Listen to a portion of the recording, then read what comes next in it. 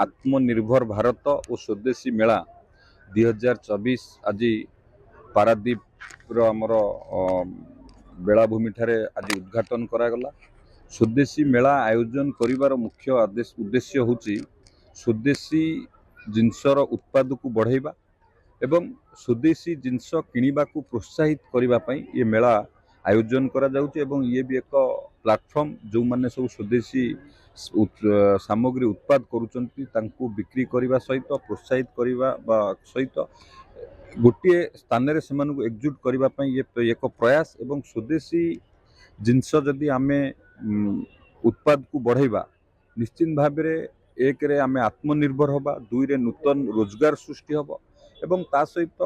आर्थिक स्वाधीनता मध्य पाई परिबा। तो ये जो स्वदेशी जिनस आमे जो उत्पाद बढ़िबा कि आमे किनिबा द्वारा ग्रामांचल रे बसवास करथिबा कृषक टे मुहरे आमे हस फुटै परिबा, महिला मानकु स्वावलंबी करिवारे सहायक करै परिबा, युवक मानकु उद्योगी बनेबा पई मध्य आमे प्रोत्साहित करि परिबा। तेनु आर चाहिदा आर आवश्यक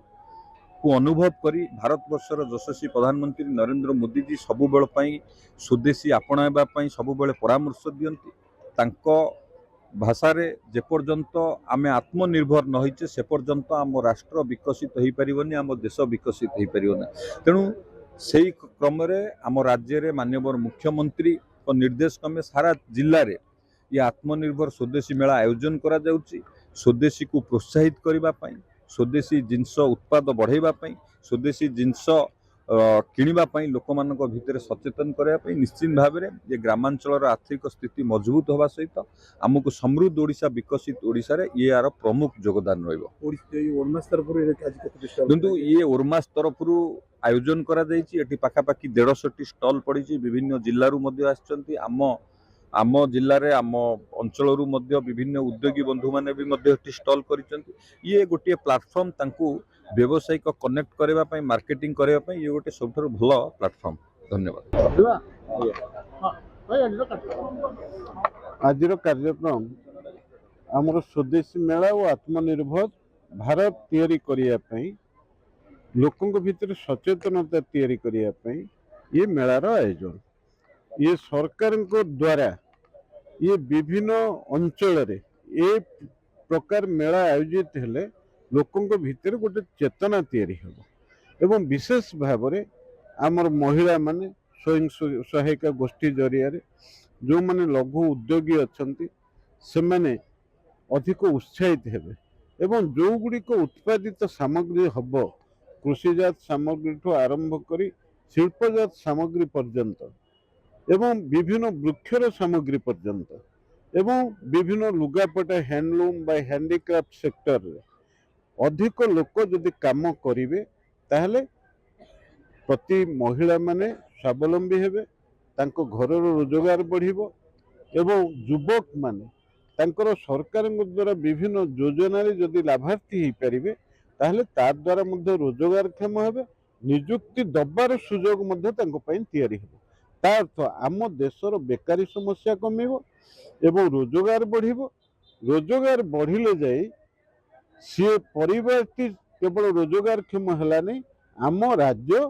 विकसित होबो एवं देश विकसित राष्ट्र रे परिणत होबो। ये होचे आमर प्रिय प्रधानमंत्री नरेंद्र मोदी एवं प्रिय मुख्यमंत्री मोहन चरण माझी यही उद्देश्य रे आज ये प्रकार विभिन्न अंचल रे ये प्रकार मेलार आयोजन करी लोकों भीतर सचेतनतार वार्ता देवाई व्यवस्था करुँच। अपरपक्षे सरकार विभिन्न योजना जो सब्सिडी गुड़िक अच्छी ताकू नहीं लोकटी निज हाथरू खर्च न करिकी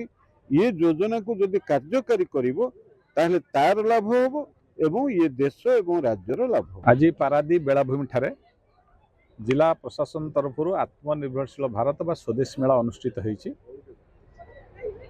यही स्वदेशी मेलार अर्थ है आम आमर कि आमर साधारण लोक मानू बा विभिन्न एसएच ग्रुपर महिला मानू एवं जो माने निज व्यक्तिगत स्तर में आत्मनिर्भर चाहूँगी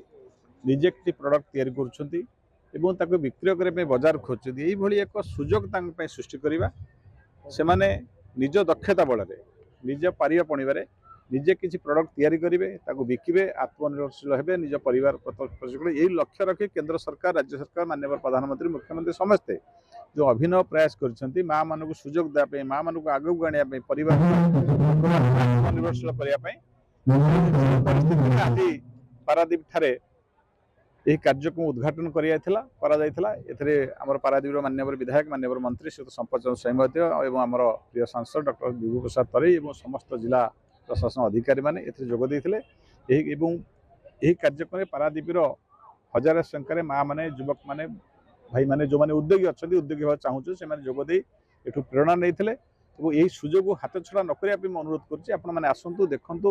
ଏଠୁ ବଜାରରୁ କିଛି କିଣନ୍ତୁ ଏବଂ ଶିଖନ୍ତୁ ଏଠୁ କ'ଣ ଆମ ଲେବୁଲରେ ଆମେ କ'ଣ କରିପାରିବା ଆମ ଦକ୍ଷତା କ'ଣ କରିପାରିବା ଏବଂ ଆମେ ନିଜେ କିଛି ପ୍ରଡକ୍ଟ ତିଆରି କରି ଆମେ ଆତ୍ମନିର୍ଭର କେମିତି ହେଇପାରିବା ସେଇ କଥା ସୁଯୋଗ ସୃଷ୍ଟି କରିଛନ୍ତି ସରକାର ଏଠି କେତେ ଦିନ ପର୍ଯ୍ୟନ୍ତ ଚାଲିବ ପାଖାପାଖି ଏଠି 200ରୁ ଉର୍ଦ୍ଧ୍ୱ ଷ୍ଟଲ୍ ହେଇଛି ଏଠି 5 ଦିନ ଧରି ଚାଲିବ